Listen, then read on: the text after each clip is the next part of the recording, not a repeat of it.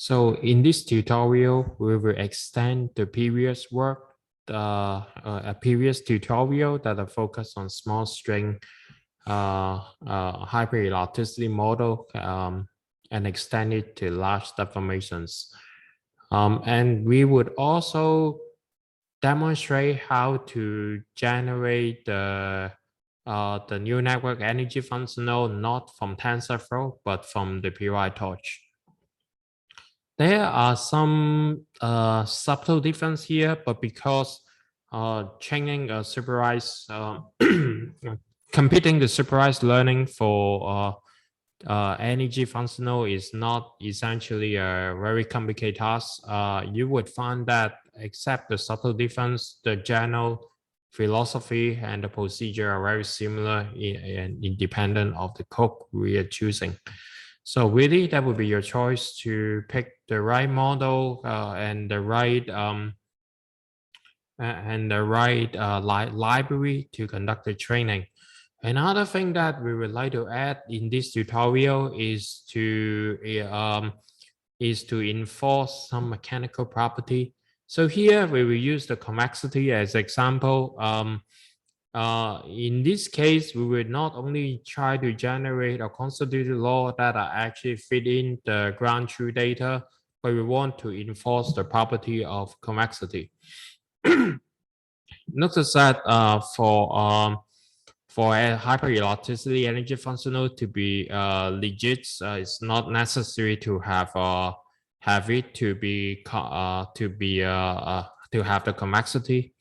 Here we simply imposing that and let's see whether and compare the difference with and without that constraint that are actually getting enforced.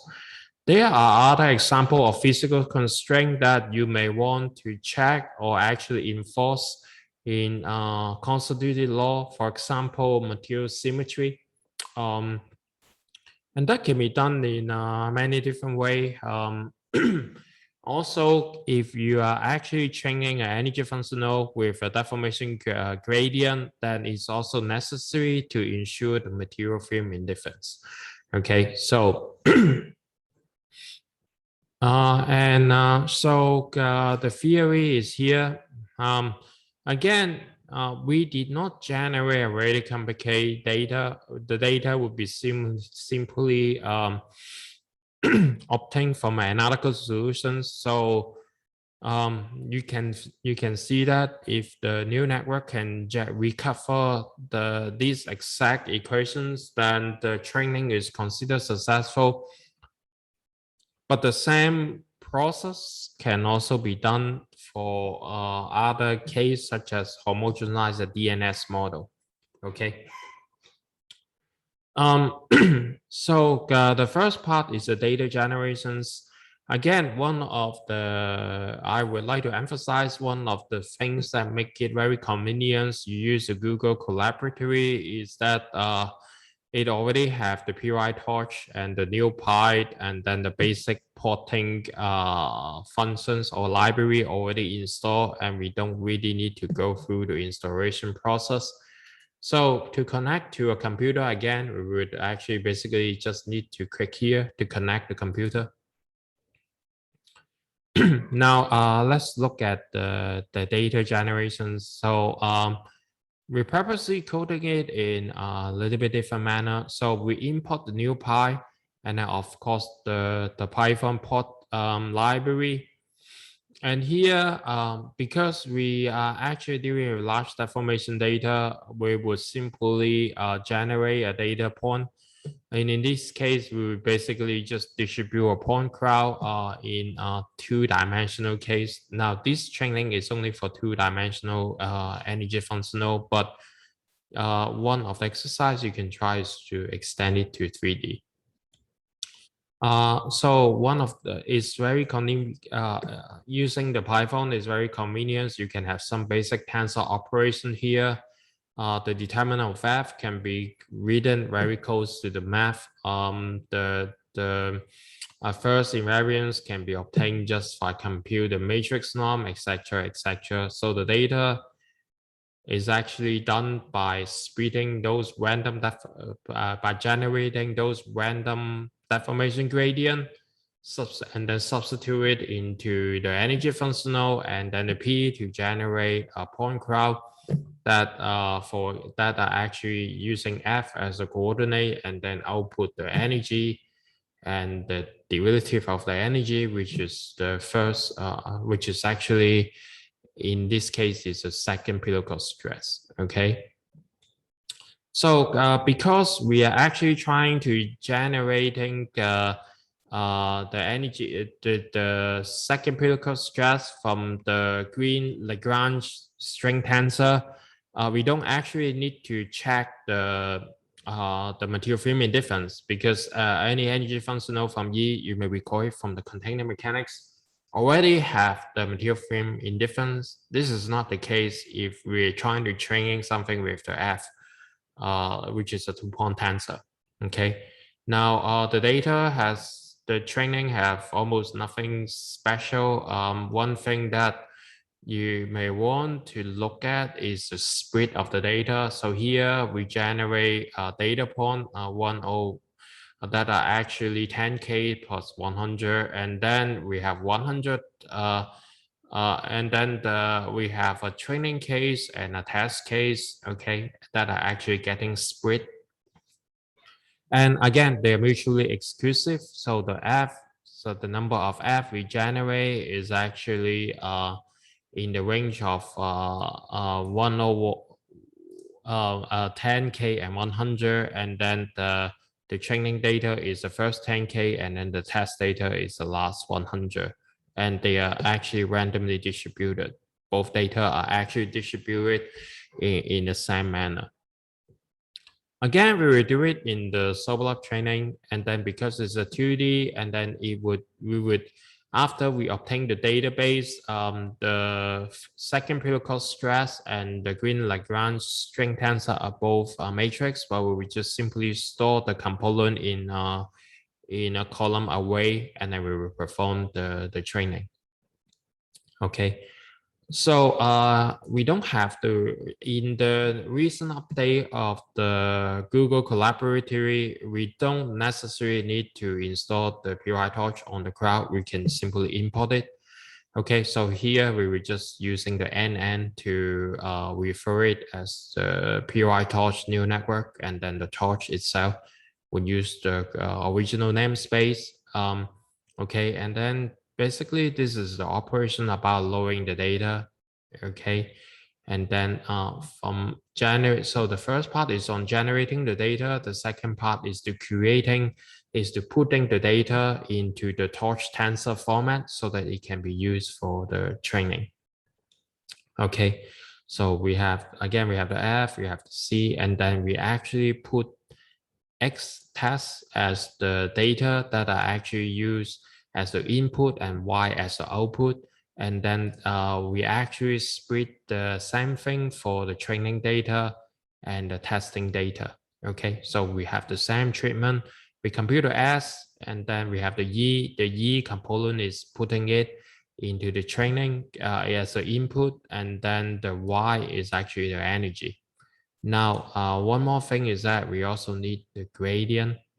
And here, what you can see is that we simply add the train required gradient. Again, if you look at the, if you actually point to that particular functions, you can see where is that objects is based on. Okay, so now with that data then we are ready to create a new network.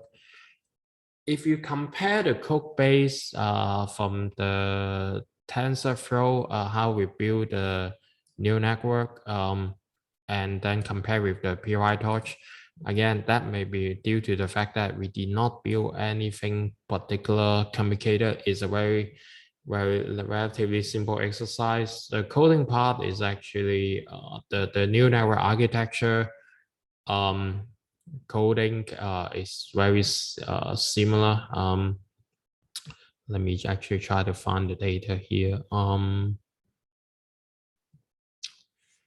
In the PyTorch, we actually create a class that are multi-layer perceptron, which is actually And in this exercise, instead of using the hybrid tangents or multiply layer, we use a ELU layer. So the ELU layer is actually exponential version. Is actually contain exponential functions that make the RE LU functions that modify from the LE RU function that make the activation functions smooth, and so that the degree so that the first derivative of the activation function is C0 continuous. Okay, so let me see whether I can find the neural network training. Okay, so the right hand side is the TensorFlow training, the neural network, and then the left hand side is the PyTorch. Okay, you can seeing that it's pretty self-explains that the two things doesn't make that much difference. Have a linear layer and then you have two ELU layer. And you can look at the library to see what kind of layer that are available in both PyTorch and also the TensorFlow. Okay, so go back to the TensorFlow problem. Go back to the PyTorch problem. Now we do something very similar. We try to create a sublab training, which require us to minimize the discrepancy of the elastic store energy and the derivative of it corresponding to the green Lagrange tensor. And the setup is very simple. So we already set up the layer. So there are three layers here stacked on top of each other. The first one is a linear layer, and then with two layers of exponential linear unit. Okay, and then with another output layer that actually output the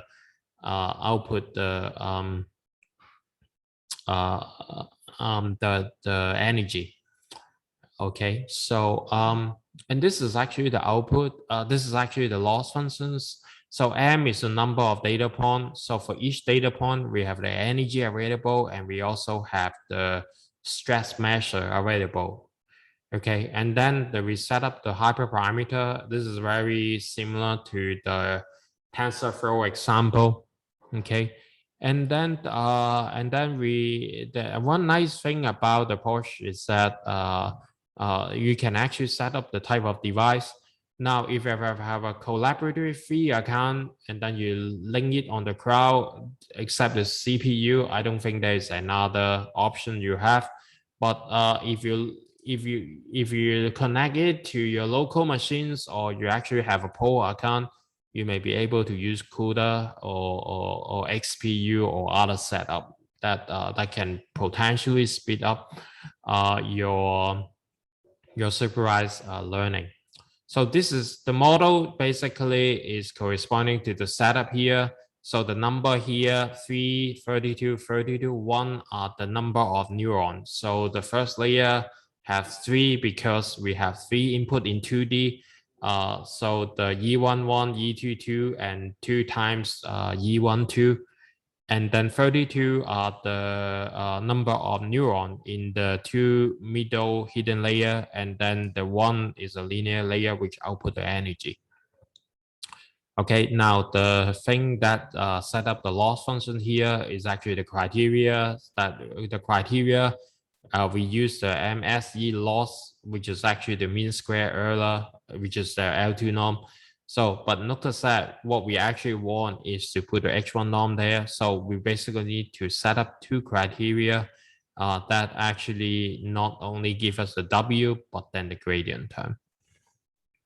Okay, so this is actually, and then our optimizations, the optimizer we use is just the Adam optimizer. I think if it's actually, when it's in doubt, maybe the Adam one is a pretty conservative choice for the supervised learning. I think this is actually pretty standard. Okay, so now we need to establish exactly what is the criteria, what is the loss functions from that criteria. Okay, so you can see here, we basically put the training data and then we require the gradient. Okay, this is actually the most important part is this. Okay, we would actually use, we would actually compute the gradient from the predictions using this command, and the loose functions actually contain two terms. The term that the dx that are related to the energy, and then the y predict and the y train that are related to how close is the stress measure. So so this is actually the new part unique to the sublab training. We actually established the same thing for the training loose function and the test loose functions. Again, the data is mutually exclusive. So with that and everything is set up, we can just execute this code. So you may see a result that looks like this. Because the data is very simple, you will find that the loss functions from the training and then from the test is not that much difference. Although at the beginning, you may actually even find that the test functions is actually perform better than the training. Then of course, as we train more, we can start to see that the training loss functions is actually have a lower values of the testing, which is actually pretty normal. Okay, so once we finish the testing, we can actually plot the results for uniaxial test. This is actually the results. Okay, so one thing that we would also like to do is that we would like to tackle the issues of creating a physically meaningful energy functional. A lot of time, feeding the data is not a sufficient conditions for generating a good model. It could be a necessary criteria to fit the reality, but you may want to enforce some property. Here we will pick convexity as example. As I said before, if you want your energy functional to be stable and deliver unique stress measures, then convexity should be should be enforced to make. In some case, you may purposely want to weaken that. Maybe you would enforce a Wang-1 convexity or just a strong ellipticity. We won't go over the more detailed thing, but then I'm just want to show by example how to add a criteria on top of training the data. Okay, so just recall the convexity. If I have a two random green Lagrange equations, green Lagrange string, and then I put it into, and I compute the energy for E1 and E0. If I minor each other, and then minor the second empirical stress, and then the difference between the two string, and these equations should be greater or equal to 0. So geometrically, what it means is that you really have a convex shape. And if you have a two arbitrary point in that energy functional, you won't actually shoot outside of the contour of the energy functional. Anyway, so this is like what we actually did is something very basic, and I think this is actually inspired by the classical test for convexity. The way we enforcing this is the following. We again generate arbitrary deformation gradient, and in fact a two pair of deformation gradient. And then we directly put these equations, we try to compute these expressions here.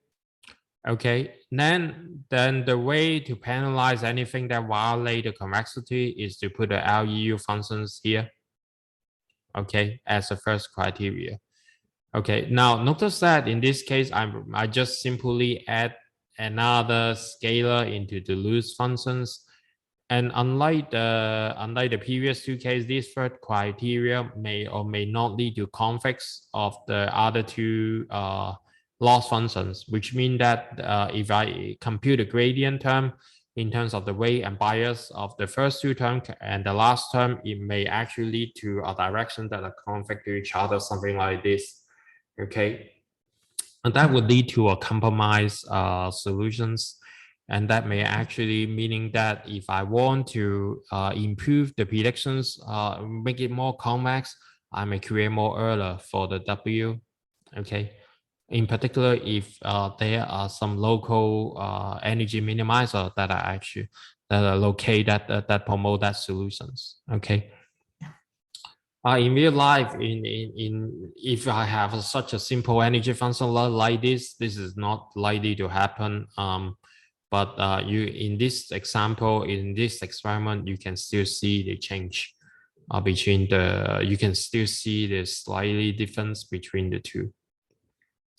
Now, this is actually what we try to enforce, and then we take advantage of the REU functions property, in which case it's 0 until you hit the positive value. So this thing would do nothing when the convexity is actually not violated, and it would start to increase the loss functions when the trained function cease to be convex. Okay, so with this criteria, we basically do exactly the same thing, except that we add a new criteria that we actually that are mathematically represent the last term, and then we train the model again, and you can actually compare the results. So here, let me try to run the code from the beginning just to show the response. So we haven't benchmarked the speed again. The collaboratory we haven't testing it for really heavy calculations. In this type of numerical experiment, the purpose is more for demonstrates the capacity or the idea of how to train very simple cases. I would encourage the student to adopt this approach and then to deal with something perhaps more challenging and see what kind of change you might need in order to successfully train the behavior. Okay, so let me see the results. So you can see that in this training case, when the loss function is actually higher, then the prediction is actually performed worse.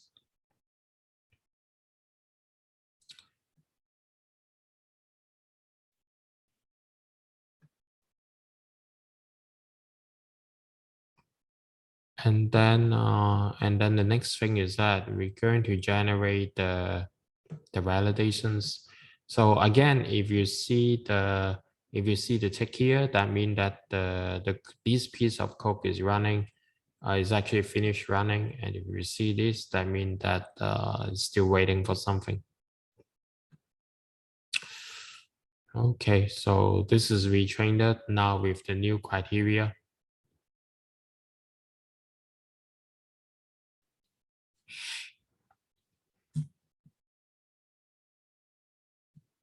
Again, so for simplicity, we just check it with 1,000 step.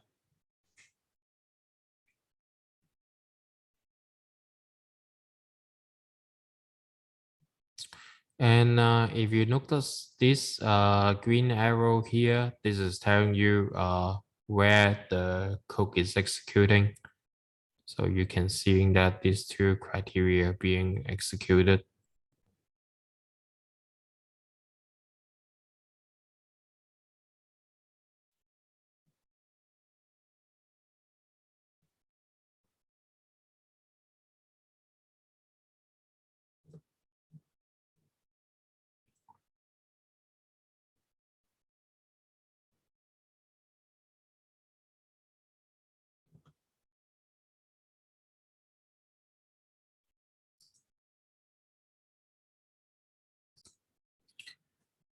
So this is the result after the training. As we can see, the loss does go down, but not that much. And that is because we reuse the previous parameter. from the last model that we already finished the training. So this is actually this line of the code is actually really helpful. So if you look at it, so return a dictionary containing a whole state of the modules. So the way and then the bias in this case is preserved, and then using it as the initial way for the new training. Okay, so that's why you don't see a big jump, because it's already start with a lower loss. Also, if you compare with the previous training, you will see approximately 1 order of loss functions difference. That is because of the new Euler criteria. So this changing this 1000 step basically correct any training data that we found doesn't lead to convex results. And then we did not have a graphic here, but we actually randomly generate 10K of data point, and we find out how many times the convexity is violated. Now this is not perfect, but we find out that if we're generating 10K of occasions, this would be a 4 case where the convexity is violated. Now, the reference is actually in this paper, and then we are not the first group to generate the energy functional. I think the idea can go at least back to 2015 from this paper where energy functional is trained for polymer. I hope you found this video helpful to train your energy functional.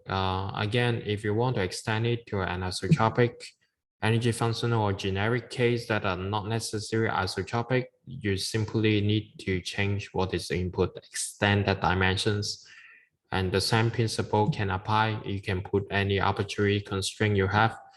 However, one thing that we haven't touched base in this particular training is to how to deal with the multi-objective things. As you can see, the unit of the first, second, and then the third term are actually not necessarily identical. The first and the third term are actually identical, but you can think about it. They may actually should have different weighting, and also to how to deal with if we want to add more constraint.